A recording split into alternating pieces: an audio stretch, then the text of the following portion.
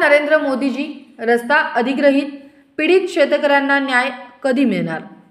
सांगली ते पेटनाका हा रस्ता बेकायदेशीररित्या करण्यात आला असून शेतकऱ्यांच्या जमिनी त्यांना कसलीही कल्पना न देता अथवा विश्वासात न घेता आणि त्याचा योग्य तो मोबदला न देता अधिग्रहित करण्यात आल्याने आता शेतकरी आक्रमक झाले आहेत।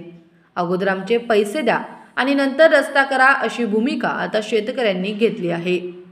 शासन स्तरावर वेळोवेळी निवेदन देऊन पाठपुरावा केला तरी सुद्धा त्या निवेदनाला केराची टोपली दाखवण्याचा किळसवाना प्रकार अधिकारी कर्मचारी यांच्याकडून वारंवार जाणून बुजून सुरू आहे, असाही आरोप यावेळी करण्यात आला। सांगली पेटनाका रस्त्याचे काम ज्या ठेकेदाराला दिले त्या ठेकेदाराची संपूर्ण चौकशी करावी आणि त्या ठेकेदाराचे राजकीय लागेबंधे अधिकारी कर्मचारी यांच्यासोबत असलेले आर्थिक संबंध तपासावे, कारण ठेकेदाराचे पैसे शासन स्तरावरून तात्काळ त्याच्या खात्यावर जमा होतात आणि आमच्यासारख्या अधिग्रहित पीडित शेतकऱ्यांना मात्र शासन स्तरावर हेलपाटे मारण्याशिवाय कोणताही पर्याय उरत नाही। त्यामुळे आम्ही पीडित सर्व शेतकरी आता संपूर्णपणे या प्रकरणामुळे हतबल झालो आहोत।